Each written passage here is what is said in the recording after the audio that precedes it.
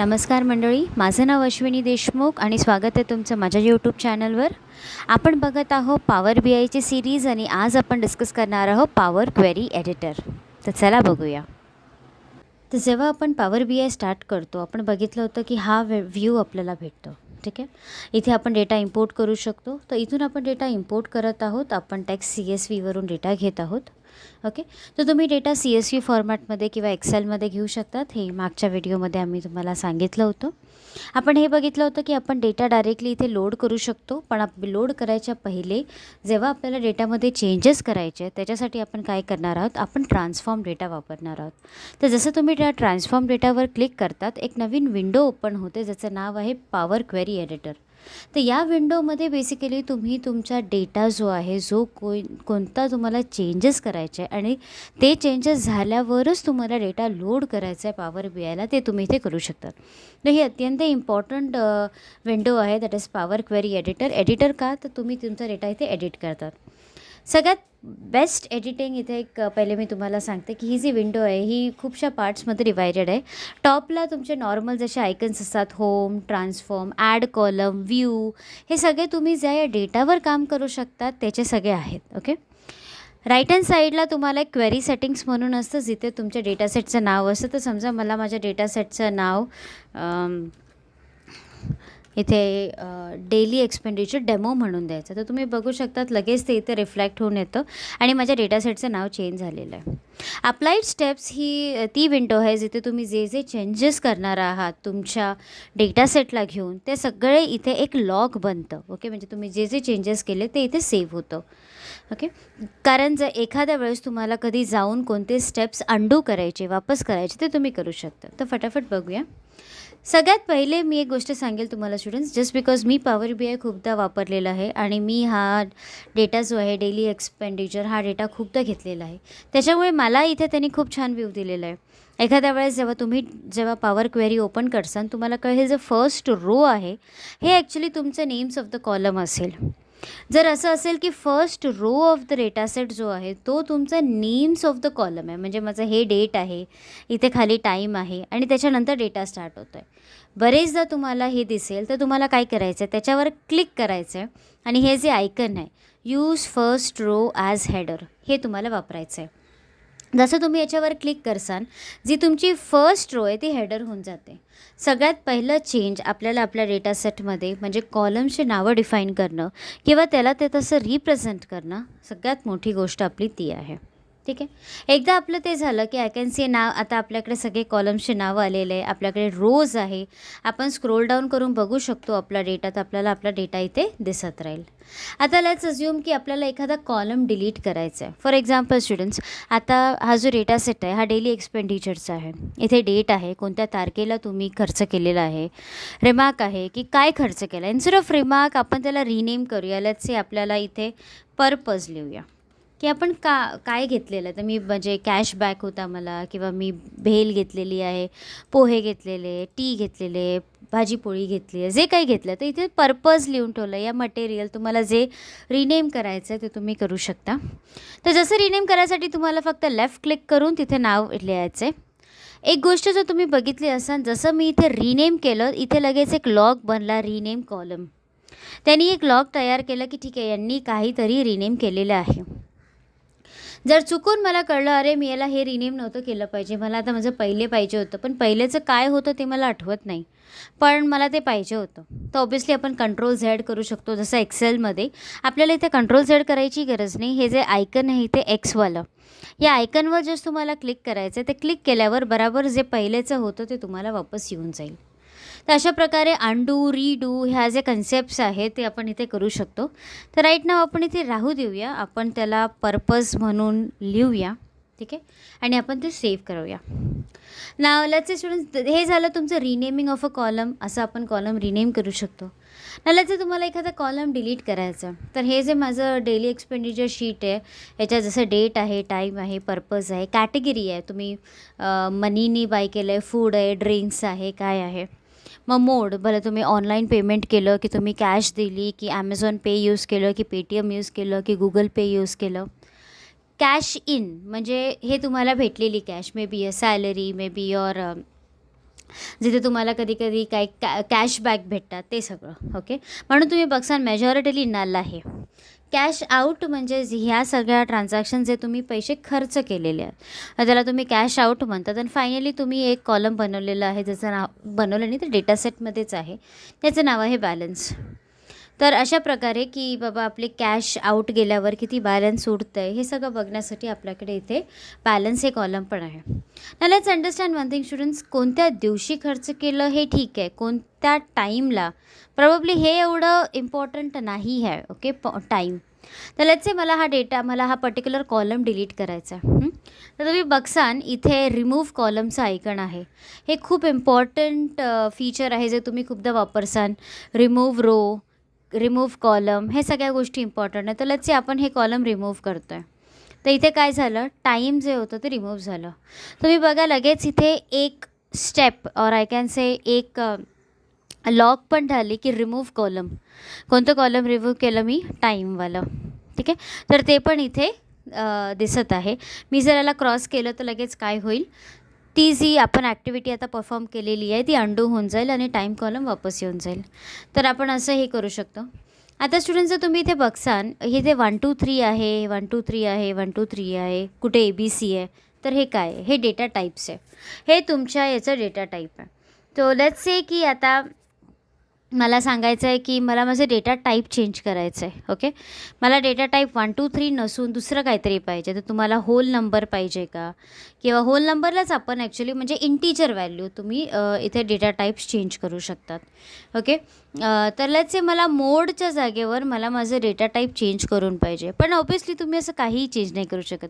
तुम्ही as a त्याला data टाईपला जर मोडच्या डेटा टाईपला तुम्ही इंटीजर व्हॅल्यू सांगितलं तर तो लगेच तुम्हाला एरर देईल की हे होऊ शकत नाही का, तर तो डेटा काय आहे, टेक्स्ट आहे. तर आपण डायरेक्टली त्याला क्रॉस करूया की नाही, मला ते नाही करायचं आहे. ठीक आहे, आता इथे आपल्याकडे इंटीजर व्हॅल्यूज आहे, पण विथ इंटीजर व्हॅल्यूज तुम्ही बघा इथे काही काही नल व्हॅल्यूज पण आहेत.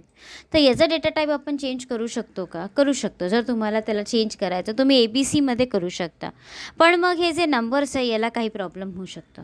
तर समजा तुमच्याकडे असा काही डेटा आहे ज्याचा तुम्हाला डेटा टाईप चेंज करायचा आहे, तर अशा वेळेस तुम्ही हे जे आपलं आयकन आहे याच्यावर क्लिक करून, ओके, जसं तुम्ही याच्यावर लेफ्ट क्लिक करसान हे टॅब ओपन होतं आणि ते तुम्हाला डेटा टाईप चेंज करायचं ऑप्शन दिलं जातं. तर हे पण तुम्ही करू शकता. लेट्स से तुम्हाला आता एक कॉलम ॲड करायचं आहे. ठीक आहे, आता तुम्हाला एक कॉलम ॲड करायचं आहे, त्याच्यासाठी तुम्ही काय करतात, लेट्स से तुम्हाला एक कॉलम ॲड करायचं आहे म्हणतं तर तुम्ही चूज कॉलम करू शकता. ओके, तर लेट्स से मी इथे कोणतं कॉलम चूज करते, बॅलन्स. ओके, मी बॅलन्स कॉलम चूज करते, तर तो लगेच मला इथे दाखवेल बॅलन्स. इथे काय झालेलं आहे, आपण फक्त एक कोणतं तरी कॉलमवर जर आपल्याला काम करायचं आहे, पूर्ण डेटावर काम नाही करायचं आहे, तर आपण फक्त इथे एक कॉलम चूज करू शकतो.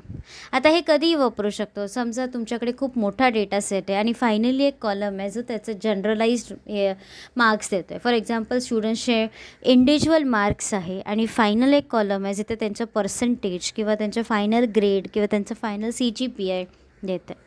अशा वेळेस तुम्ही करू शकता की बाकी सगळे मला कॉलम्स नाही पाहिजे, फक्त हे कॉलम पाहिजे आणि या कॉलमवर तुम्हाला काम करायचं आहे, तर तुम्ही तसं करू शकता. पण आपल्याला ते नव्हतं करायचं, आपल्याला एक कॉलम ॲड करायचं होतं. तुम्हाला कॉलम ॲड करायचं आहे म्हणून तुम्ही या थर्ड टॅबमध्ये जाऊ शकता, that is add column. Third टॅबमध्ये जायच्या पहिले सेकंड टॅबबद्दल बोलूया. Second tab is about transform. इथे तुम्ही डेटाचे खूप सारे फीचर्स यूज करू शकता. सपोज डेटा स्प्लिट करू शकतात. फॉर एक्झाम्पल तुमच्याकडे कसा कॉलम आहे ज्यात फर्स्ट नेम लास्ट नेम दोन्ही आहे, तर तुम्ही डेटा स्प्लिट यूज करून ते करू शकता. ओके, जसं आता माझ्याकडे हे डेट कॉलम आहे, तुम्ही इथे बघसान मी त्याला year wise, month wise, quarterly wise कसं पण हे करू शकता. Let's say me month wise करते, तर मी मंथवर क्लिक केलं तर बराबर द मंथ फक्त कोणत्या महिन्यात त्या पर्टिक्युलर ट्रान्झॅक्शन झालेले आहेत हे मला दिसून येईल. तर तुम्ही बघसान 3 म्हणजे मार्च, 4 म्हणजे एप्रिल, तुम्ही असं करू शकता. तर by using this date basically आपण ते फीचर करू शकतो. ओके, अगेन मी बॅक करून ते डेटा वापस घेऊ शकते. तर कधी कधी असं होऊ शकतं की तुम्हाला डेटा क्वार्टरली फॉर्मॅटमध्ये तुमच्या हायर अथॉरिटीजला किंवा स्टुडंट्सला एक्सप्लेन करायचं आहे, तर त्यावेळेस तुम्ही काय करू शकता, डेटाचे फॉर्मॅट इथे चेंज करू शकता. तर हे स्प्लिट कॉलम झालं, फॉर्मॅट झालं, डेट झालं, हे सगळे I can say most of the time use होणाऱ्या गोष्टी आहेत जे तुम्हाला तुमच्या डेटा क्लिनिंग प्रोसेसमध्ये यूज होतील.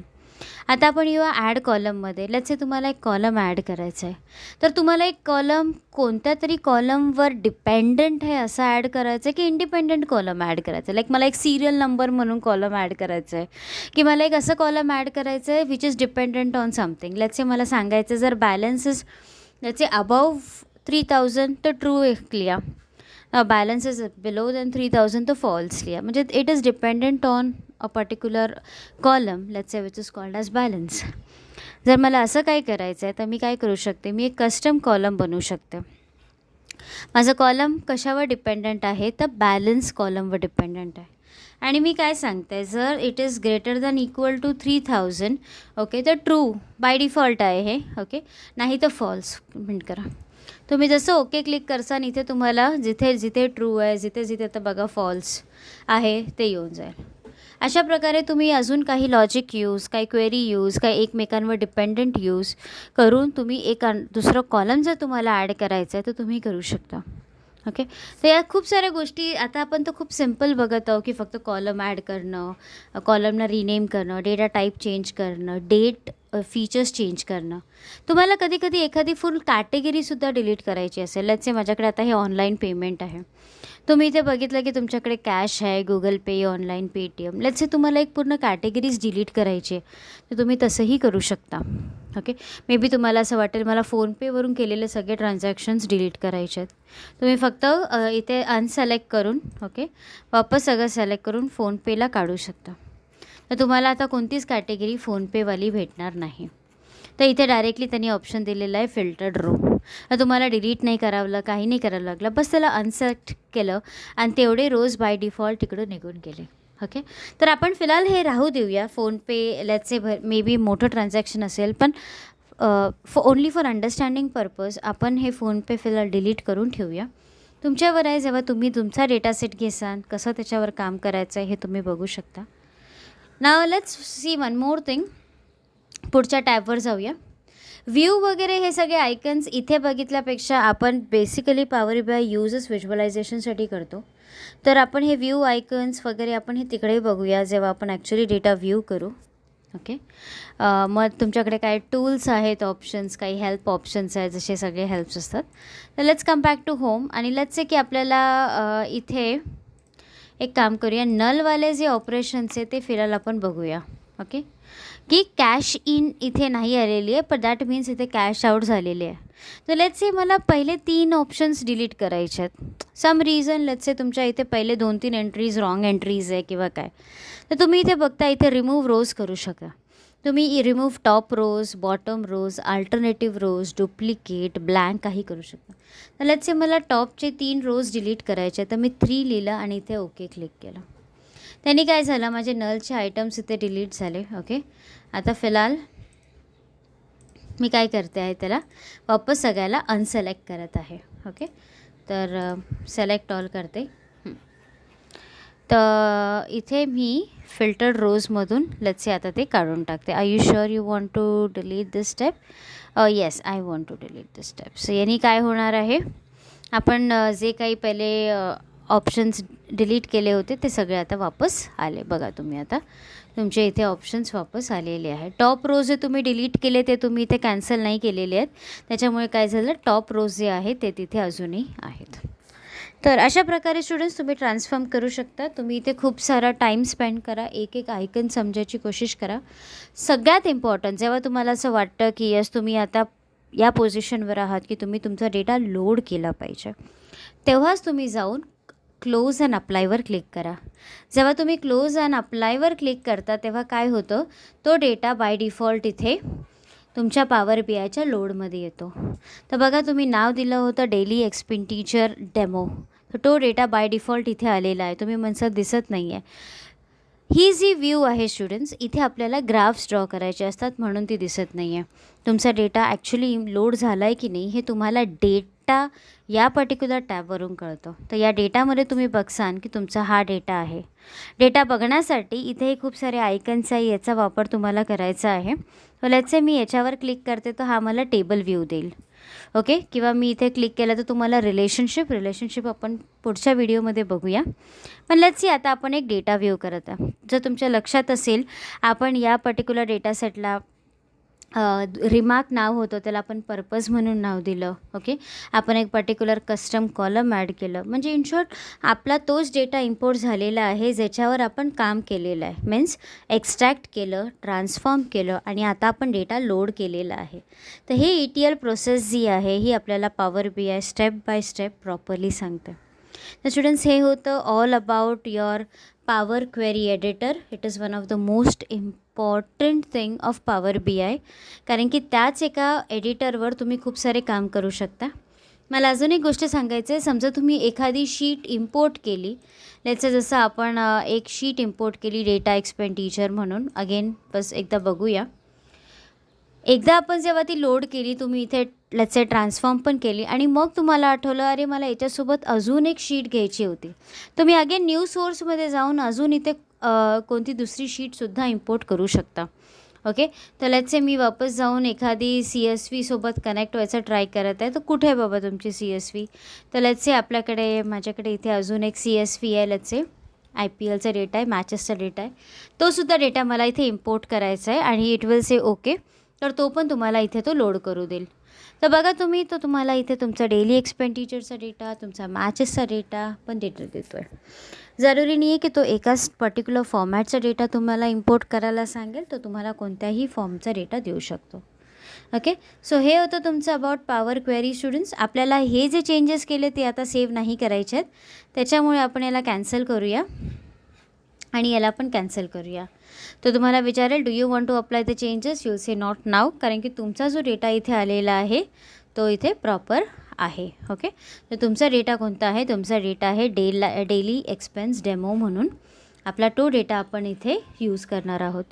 तर पुढच्या व्हिडिओमध्ये बघूया स्टुडंट्स, जेव्हा डेटा आता ट्रान्सफॉर्म करून जेव्हा आपल्या या व्ह्यूमध्ये आलेला आहे, हे जे आपलं मेन व्ह्यू आहे, ज्याला आपण म्हणतो पॉवर डेस्कटॉप व्ह्यू, या व्ह्यूमध्ये आपण तो डेटा कसा वापरायचा, कसे चार्ट्स बनवायचे, हे सगळं आपण पुढच्या व्हिडिओमध्ये बघू. Thank you so much. व्हिडिओ आवडला असेल तर लाईक आणि सबस्क्राईब नक्की करा.